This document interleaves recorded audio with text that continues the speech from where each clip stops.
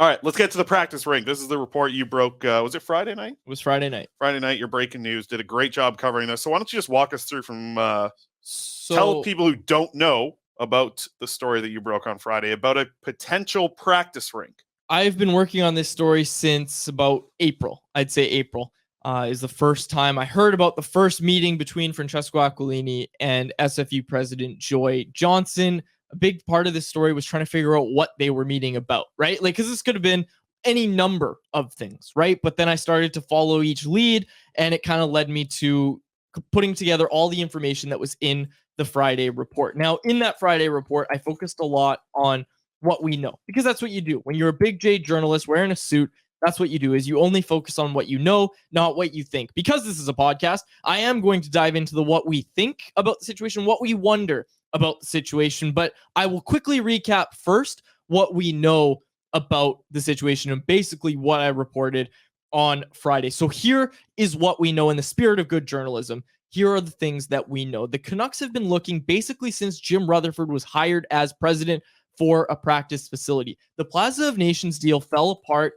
in early 2020, and nobody really knows the exact reason why. I'm sure one day we'll find out, but nobody knows why that happened. You're making the money sign for those on the podcast. And hey, that might be it. We don't know the actual reason. We're only focusing on what we know, Chris, in the spirit of good journalism. I didn't say anything. We also know that securing land in Vancouver has been difficult for ownership. And of course, you can do the money sign there because, hey, it is expensive and it has posed challenges for ownership. Our pal Patrick Johnson has reported about the Willingdon Canada Way option. Again, I want to stress with this SFU report that we don't know that it's going to be there. We do know that they are talking about it being there, and we know a lot more about that situation than we do some of the other options. But I also know that the Canucks are looking at, and we know this because Jim Rutherford said it last time he spoke about it, I believe it was May he talked about it, that they've zeroed in on 2 to 3 potential places. I think that might have actually been last year. I got to look that up. But I know one of the last times Rutherford spoke, he talked about how they are zeroing in on 2 to 3 potential sites for the practice rink. The Canucks are going to become the last team in the NHL who don't have a practice rink. As soon as that Flames facility is built, they will be the only team in the league without a practice facility. Look, there's no need to talk about it more. The organization knows this is something that needs to get done. So they are working on it. So again, what do we know? They want a practice facility. It has been difficult to secure land. The other thing we know, now this is where you got to stay with me, folks. SFU said goodbye to their football program, and some of the athletic department's biggest donors are huge advocates of bringing Div 1 NCAA hockey to the school. One thing I'll say that I didn't mention in the article is that some donors were not very big fans of the football program, and at the end of the day, money talks. I'm not going to get more into that, but keep that in mind here. Some donors want Div 1 hockey, and like I said, they weren't very big fans of the football program. If the school wants to remain in the NCAA, they will need to add another program with the departure of football. This is where we start to see the door opening for Div 1 hockey to come to the school. Right now, they play in the BCIHL out of Bill Copeland. You ever been to Bill Copeland, Chris? In Burnaby? Maybe. I had my graduation ceremony was there. I've been to some BCHL games. Is that the one out there? No. Okay, never mind. Actually, well, the Burnaby Express, now Coquitlam Express. No, they used to be there. Oh, okay. Yeah. They played there when Poirier was getting constructed. Anyways, back to what we know. They play at Bill Copeland. Bill Copeland is very outdated. The SFU hockey team has also scheduled games against Tom Willander, Aiden Celebrini, against Boston University, Michigan, and other NCAA opponents. Talking to those BU folks. They're good folks. They're fans of Canucks Army. Good stuff. Who isn't these days? Well, that's what I'm saying. The good folks at BU. I know a few people who aren't fans of Canucks Army these days. Easy. Patreon.com/Canucks Convo. $5 and $10 tier gets you all the bonus content. Back to what I'm talking about. Sorry, before you go to before your next point, I find that really interesting. NCAA team. Mm-hmm.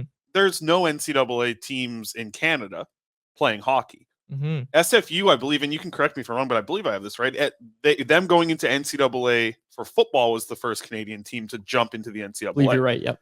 I think hockey makes a lot more sense. The only Do you know how I'd easy it would be to recruit? Like, it would be so easy to recruit. Sorry, go on. Sorry. The thing I'm worried about is all of the NCAA hockey teams are in the East, right? Like, is tough nuts, Denver man. the most West? University of Denver NCAA hockey? Like, I think that's the only one. Maybe, or what's the Arizona ASU, State? yeah. Like those teams to the west, there's just not, there's nothing in Washington, Oregon, kind of that area there, which I find a little interesting. But it makes so much sense for it. Like, I get that SFU was like, yeah, NCAA football, that sounds great. They sucked. They lost every game by like 60 points, it felt like. Hockey makes a lot more sense. Yeah, it does. That'd be great, having a battle between like Hockey East and Pacific Northwest or whatever you want to call it. I think that would be an awesome idea. Okay, so what does this lead to? Basically, if SFU wants a Div 1 NCAA team, which I know they do, they will need a new arena if that team is to join NCAA. Bill Copeland's not going to cut it. Bill Copeland is not up to standards for NCAA. If I can cut in here, yeah. I mean, you look at some of these things like Michigan and Mullet Arena. And these arenas they have are incredible for NCAA hockey. You got to be better than Bill Copeland. I've never been there, but I try to take your word for it. Hey, beautiful place, but not up to NCAA standards. It's nice for a toonie skate, but yeah. Actually, it's not. Yeah, you better wear your helmet when you go out there, Quads. Absolutely. Okay. So as I was compiling the story, obviously it became more about the SFU angles, but I did also confirm with multiple sources that, like I said, Francesco Aquilini has met at least twice with SFU President Joy Johnson. PJ, Patrick Johnson, in his report that he wrote about this after he, saw my story and everything, said several meetings, not between those two necessarily, but between SFU and the Canucks, different leadership between the two. And I have also confirmed that what they are talking about is a facility. Both the school and the Canucks need a facility. Now, what I was also able to confirm in that story, and Aaron, I know we got the photos here, is where they would put this facility, because I also wanted to make sure that I had some idea of the location. So I noticed this empty parking lot, and I was kind of told, like, yeah, this is probably where they do it. But I really, really wanted to hammer it home that the school would be okay building something there. Right. Pull it up, Aaron. Yeah. Okay. So, looks and for good, those on the podcast, Faber's got me in my beautiful grip of a 6-iron, ready to hit onto SFU here. But at the bottom left, southwest there, you see I've circled it with an oval, and that is because the Richmond Oval was originally going to be constructed there. It was very hard to find. Nobody knew exactly where the Oval was going to be constructed. I was looking at newspapers.com. I was going through everything. And then the Burnaby Heritage Archives, pull this one up, Aaron. I found Wedman, the athletic director, the old athletic director, holding up a rendering. And I zoomed right in on that photo that he's holding. He's standing in that empty lot near the residencies. You can see the softball field there, the mountains to the north. And that is how I determined that is exactly where the Oval was going to be constructed. Another thing that I didn't point out in my story, there's another road there. There is another road being built in that rendering. That rendering shows a road that does not exist yet. So a lot of people saying, well, what about the drive up the mountain? What about this? What about that? Traffic, blah, blah, blah. They were willing to build another road for the Oval. And I didn't even notice that, quite honestly, until right now. So I just wanted to point that out, that not only is that a location where the SFU transit buses don't go up that road, there is a road that runs down the middle for those buses to go. There's a couple roundabouts. That is on the west side of the campus, and you go toward the residencies. That is where I would argue, having gone to the school, I would argue that's where the least amount of traffic goes, is to where that practice facility would be built. Okay. So what else do we know about this? Francesco Aquilini is an SFU graduate. Also wanted to throw that in there. There we go. Little sweetheart deal, potentially, is what we're looking at here. And now we're officially stopping all reporting. This is what we think and what we wonder about this situation. You've been talking to a lot of people. I know you've been talking to I have people. been. And these are the things that I wonder that I haven't been able to I'm not reporting anything here. Faber's getting a call. Guys got to put it on mute. You got to put it on mute. It's on mute, but I got the emergency on mute, but ones. It goes loud. And I'm not on your emergency contacts. Like, I'm not your favorites. You would have been awake. I wouldn't have had to wear this suit. Although I call me 20 times a day to tell me just something. I don't. Bert took a dump on the rug or something. I don't need all that call. I don't need the calls from you. Okay, so the big question for me, Chris, and I've got a lot of them. The big one for me is, what does an agreement look like? Like, does SFU donate the land to the Canucks if they offer to build it for free? What's going on here? I think that's your computer. No, it's not. Well, that's my computer. Oh, what's going on? The thing I wonder, that's the big thing I wonder is, yeah. Shut your thing off. I know we're losing. You know what? We're losing it. The the big thing I wonder is if SFU donates the land to the Canucks, do the Canucks agree to build the facility? Because there's an agreement that works for both sides. The Canucks are getting a sweetheart deal on the land. They don't have to pay for the land, which is going to be a huge cost. SFU doesn't have to build the arena. They're giving the land to the Canucks for free. Is this what the agreement looks like? Like, how many more intricacies are in this agreement? Are there 2 rinks built? One where the school gets to, dictate when they do things. The Canucks dictate when they do things on one rink. Like, how many seats are built in this arena? Can the Canucks host a training camp there? Right? Like they did at the Abbotsford Center. Can the Canucks do that? Another one. Do the Canucks want this more central location so that the Abbotsford Canucks can also use it? You take Highway 1, it's about 40 minutes away from Abbotsford, maybe more like 40, 50 minutes away from Abbotsford Center to SFU. Might be closer to an hour, actually. You've made the drive out.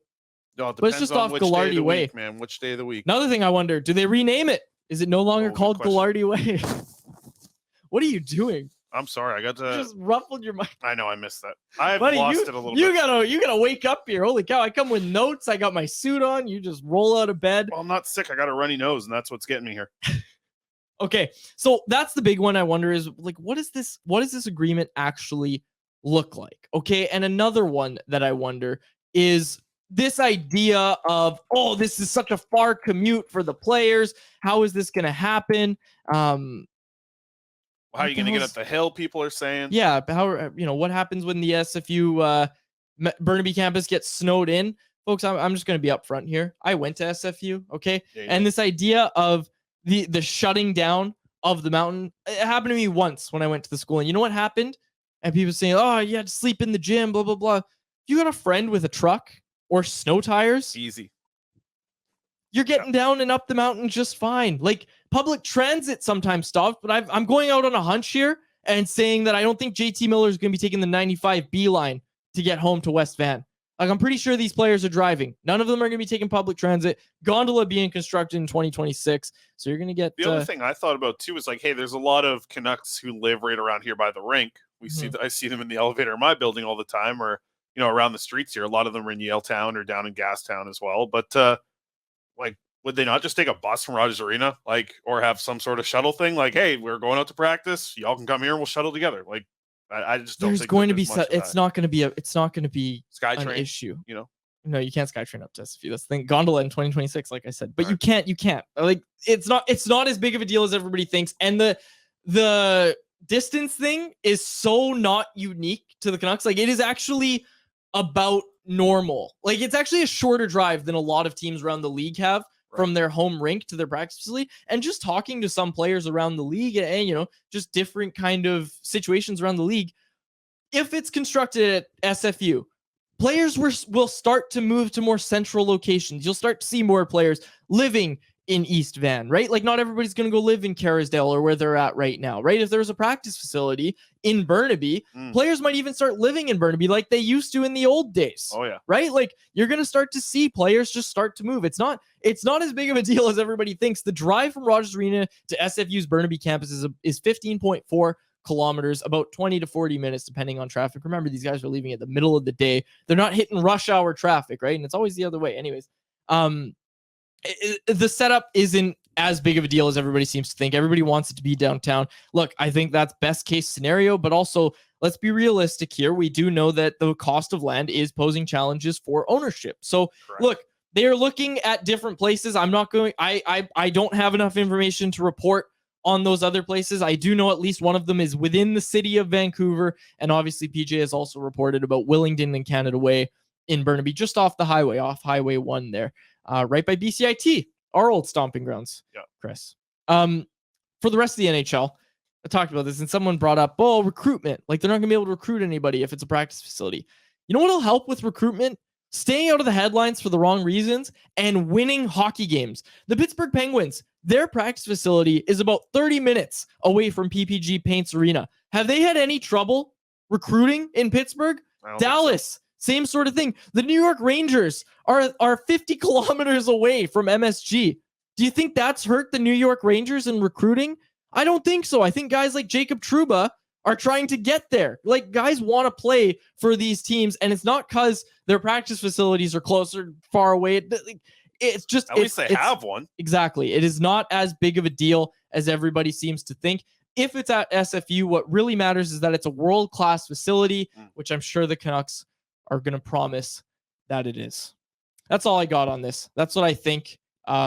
Feedback is encouraged, of course, in the YouTube live chat. It's I don't know. It's and Corey Anderson said in the chat, he said, let's get real here. It only shuts down because it's Vancouver and people can't drive in the snow here. Like, do you think people in Edmonton and Minnesota, like players, are worried about their commute around town? No, they're not. No, I think it's ultimately it's a good idea. I'm trying to think of like what are the downsides of it. What are the downsides of SFU? I mean, it's not right beside Rogers Arena where most of the players live, but we've brought it up and I had some great replies to the poll question, which you'll get to in a little bit here. But yeah, it's just players would start to migrate that way a little bit, right? Towards that, be in between them a little bit. It's just, to me, it's a little bit difficult. I don't think it like really affects the players that much, like having people be able to walk into UBC and watch a practice or go to 8 rinks and be able to just stand there at practice and get all the autographs. And I think certain players like doing that, but also at the same time, it's nice to kind of just have something that's your own a little bit, right? Okay, this is our practice facility. Or maybe the Canucks are selling tickets like the Kraken are to practices and things like that. Like, it's, you know they will. Oh yeah, they will by donation. But I mean, like just having something and be able to make it your own. I know you're sharing it with SFU maybe at that point, or they're trying to make the push for the NCAA, 2 ice whatever surfaces, right? Maybe whatever 2 ice it is. surfaces. Like, yeah, they've got actual land to work with something that is going to make sense in the end, instead of being forced like a square peg into a circle hole. Yeah, with going out to UBC, the ice isn't that good at UBC. Going out to 8 rinks, ice is a little bit better out there, but there's like a million rinks and everything going on. Like, the players sometimes want to get here for the skate early and just go to work. I asked Petey once if he likes coming out to Burnaby, being born and raised in beautiful North Burnaby. I asked Petey, I was like, do you like driving out to Burnaby? He goes, it's fine, but I don't like the ice. I was like, very valid. Yeah, very valid point, Petey. Okay, I should have clarified this a little better, I think. Bring something back up to you. I said the NCAA stuff before you get this. Yeah. There are some teams in the Northwest. Alaska, 2 teams in Alaska, and it's possible. Lisa brought it up, and like said that University of Washington and Washington State, they both had them. They're not Div 1.